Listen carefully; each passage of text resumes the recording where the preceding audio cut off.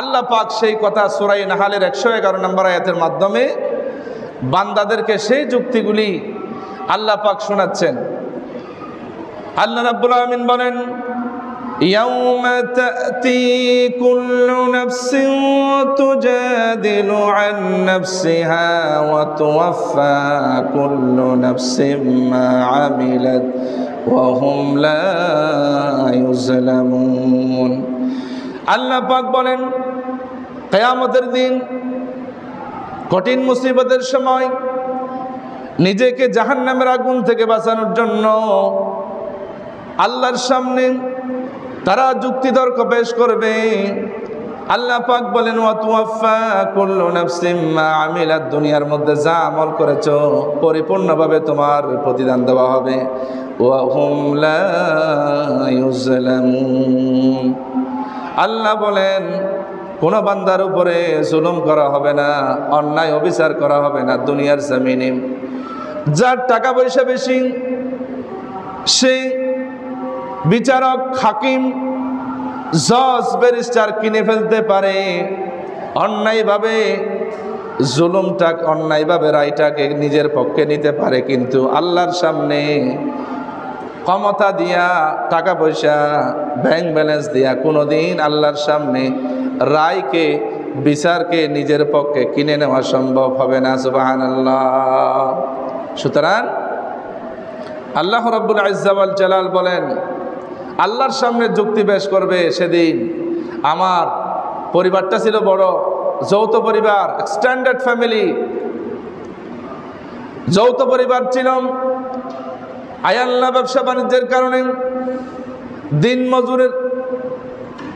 দিন মজুরের কাজ করার কারণে, ব্যবসা বাণিজ্যের কারণে, শারীরিক অসুস্থতার কারণে আল্লাহ তোমাকে সময় দিতে পারি নাই।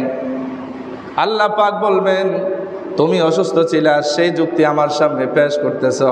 অথচ হযরত আইয়ুব আলাইহিস সালাতু ওয়াস সালামকে 18 বছর পর্যন্ত রোগ দিয়েছিলাম, এক মুহূর্তের জন্য আমি আল্লাহকে বলে নাই। সুবহানাল্লাহ। এইভাবে করে যখন তারা পেশ করবে বিপদ আপদ বালা মুসিবত, সেদিন যুক্তি পেশ করবে, কিন্তু সেই যুক্তি কোনো কাজে আসবে না, জাহান্নামী হয়ে যাবে। আল্লাহর সামনে কোনোদিন যুক্তি চলে না। যুক্তি করে শয়তান যুক্তি করেছে আল্লাহ পাক বনি আদমকে সৃষ্টি করার পরে সম্মান দিলেন হযরতে আদমকে।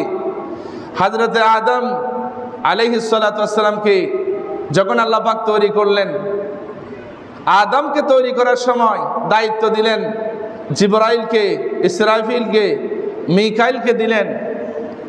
ওই জমিন আমি দুনিয়ার মধ্যে আমি প্রতিনিধি পাঠাবো, আমি মানুষ বানাবো মাটি দিয়া, যাও মাটি নিয়ে আসো। হযরতে জিবরাইল গেলেন, মাটির মধ্যে যখন হাতের যখন থাপড়া মারলেন মাটি নেওয়ার জন্য, এমন ভাবে জমিন কান্না করেছে,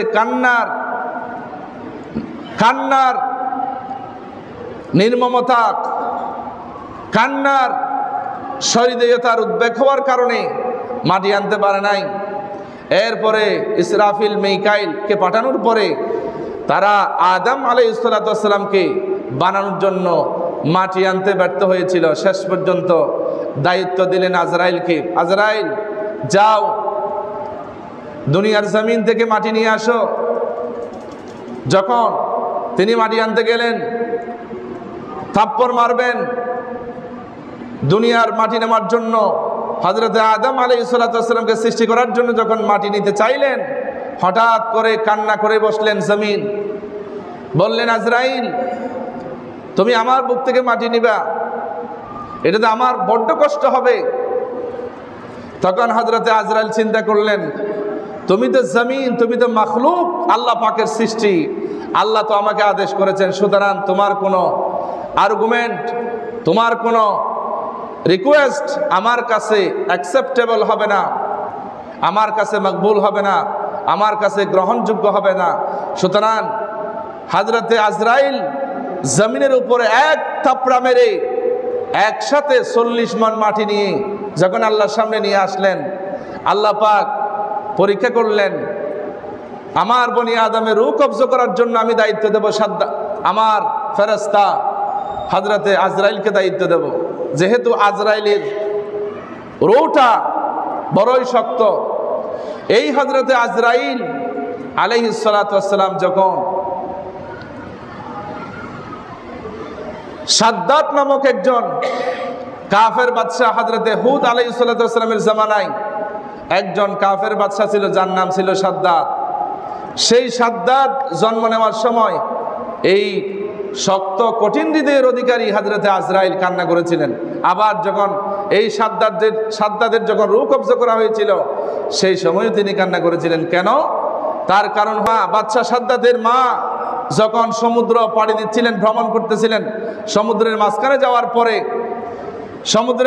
যাওয়ার পরে হঠাৎ করে সমুদ্র তার জাহাজ ডুবে গেল। সেই সময় ছিল শাদ্দাদের মা গর্ভবতী। হঠাৎ করে প্রসব বেদনা শুরু হয়েছে। এখন এদিকে জাহাজ ভেঙে গেছে, জাহাজ ডুবে যাচ্ছে। হঠাৎ সেই সময়, কঠিন মুহূর্তের সময় বাদশাহ শাদ্দাদের জন্ম হলো। মা চিন্তা করলেন, এখন গোটা জাহাজ ডুবে যাচ্ছে, এমন সময় আমার সন্তান শাদ্দাদের জন্ম হলো।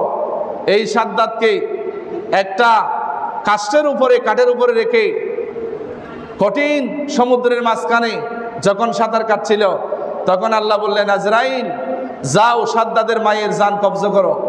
তখন হযরতে আজরাইল বললেন, আল্লাহ, এই কঠিন মুহূর্তের সময় শাদ্দাদের মায়ের জান কবজা করব আমি, আল্লাহ তার সন্তানের কি হবে?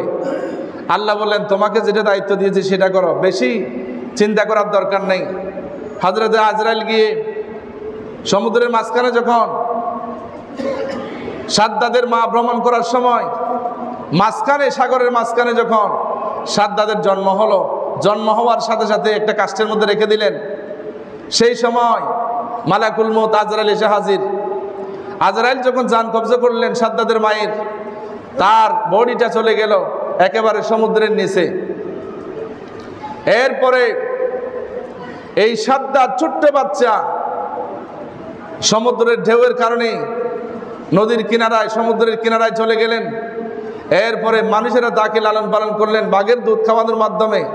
সে যখন বড় হলো, সে আস্তে আস্তে করে সে আল্লাহর নাফরমান বাদশাহ হিসেবে পরিণত হলো। সে যখন পয়গম্বর হুদ আলাইহিস সালাতু ওয়াস সালামের কিতাবের মাধ্যমে জানতে পারলেন, জান্নাতের বর্ণনা শুনে সে চিন্তা করলো, আমিও একটা সুন্দর জান্নাত বানাবো, যেই জান্নাতের কথা আল্লাহ পাক কোরআনে বলেছেন। এবং পূর্ববর্তী ডিভাইন বুক, আসমানি কিতাব যেগুলা ছিল, সহিফা ছিল, সেইগুলাতেও জান্নাতের বর্ণনা ছিল। এগুলো শুনে শাদ্দাদ কি করলেন, গরিব অসহায় সমস্ত মানুষের কাছ থেকে স্বর্ণ নিয়ে জোরপূর্বক সে একটা বেহেশত বানালো। বেহেশত প্রায় 20 বছর পর্যন্ত ধরে 22,000 শ্রমিকের মাধ্যমে শাদ্দাদ একটি জান্নাত তৈরি করলো। এমন জান্নাত তৈরি করলো, যেই জান্নাতের ছিদ্র দিয়া একটা পিঁপড়া প্রবেশ করার মতো সেই রাস্তা রাখেন নাই। এখন হঠাৎ তিনি সিদ্ধান্ত নিলেন, আগামীকালকে তার স্বর্ণ দিয়ে মোড়ানো তৈরি জান্নাত উদ্বোধন করা হবে। সেই সময় জান্নাত উদ্বোধন করার সময় যখন তিনি সকালবেলা রওনা হচ্ছেন জান্নাত উদ্বোধন করবেন, সেই সময় আল্লাহ বলেন, আজরাইল শাদ্দাদের জান কবজা করো। শাদ্দাদ যখন জান্নাত উদ্বোধন করার জন্য জান্নাতের মেইন গেটে যখন সে চলে গেল, হঠাৎ করে ফকিরের বেশে একটা লোক বসে আছে। তখন শাদ্দাদ দেখে বললেন, এই ফকির বেটা, এত সুন্দর জান্নাত তৈরি করলাম, মেইন গেটে তুই বসে আছিস, হ্যাঁ, এখানে ঢুকলি কি করে? তখন ওই ফকির বেশে মালাকুল মউত আজরাইল বললেন, আমি এমন ফকির, আমি যার কাছে আসি তার কাছে শুধু একবার আসি, দ্বিতীয়বার আসি না। তখন বললেন, শাদ্দাদ, তুমি গুড়ার পৃষ্ঠ থেকে নামো, তোমাকে একটা কানে কানে কথা বলবো। শাদ্দাদ বললেন, না, এখন কোনো কথা শোনার সময় নেই আমার। আমি আগে আমার 20 বছর ধরে তৈরি করা জান্নাত 22,000 শ্রমিক দিয়ে তৈরি করলাম, স্বর্ণ দিয়ে বেহেশত, সেই বেহেশত আগে উদ্বোধন করব, সেটা আগে দেখবো, তারপরে। হযরত আজরাইল বললেন, শাদ্দাদ, তোমাকে জান্নাতের মেইন গেটে যাওয়ার মতো সেই পারমিশন দেওয়ার মতো অনুমতি আমার আল্লাহ আমাকে দেয় নাই। সুবহানাল্লাহ, সুবহান। তখন হযরতে আজরাইল মালাকুল মউত সাদ্দাদের জান যখন কবজা করলেন, টাপাস করে সেই মাটিতে পড়ে গেল। এখন এই আয়াতের শিক্ষা থেকে আল্লাহ পাক সেই কথাগুলি কোরআনের মধ্যে উঠিয়ে দিয়েছেন। এই সাদ্দাত কেন জান্নাতের মেইন গেট পর্যন্ত যেতে পারলো না, তার কারণ হলো তাফসিরে তাবারি আল্লামা ইবনে জারির আত-তাবারি তিনি তাফসিরের কিতাবে লিখেছেন, এই সাদ্দাত জান্নাত তৈরি করার জন্য এমন একজন অসহায় মহিলা, যেই মহিলার সামান্য স্বর্ণ ছিল, তার স্বামী ছিল না, একমাত্র গরিব অসহায় মহিলা যার একমাত্র অবলম্বন ছিল সামান্য স্বর্ণ, সেই স্বর্ণগুলি জান্নাত তৈরি করার জন্য জোরপূর্বক ওই মহিলার কাছ থেকে ছিনিয়ে নিয়েছিল। ওই মহিলা আল্লাহর কাছে দোয়া করেছিল, আয় আল্লাহ, আমি মাজলুম, তোমার নাফরমান বাদশাহ সাদ্দাত আমার কাছ থেকে আমার একমাত্র অবলম্বন স্বর্ণটা সে নিয়ে গেল। আল্লাহ, তুমি সেই জান্নাত তাকে দেখার মতো, উদ্বোধন করার মতো সেই সুযোগ তুমি আল্লাহ তাকে দিও না। আল্লাহ পাক মাজলুমের দোয়া কবুল করলেন, ওই মহিলার দোয়া কবুল করলেন। আল্লাহ পাক এই সাদ্দাতকে সেই জান্নাত দেখার মতো, উদ্বোধন করার মতো আল্লাহ পাক সেই সময়টা দেন নাই। সুবহানাল্লাহ, সুবহানাল্লাহ। এই জন্য সম্মানিত হাজরিন, আজকের এই জুমায় আমি আপনাদের সামনে যেই বিষয়ের উপরে কথা বলবো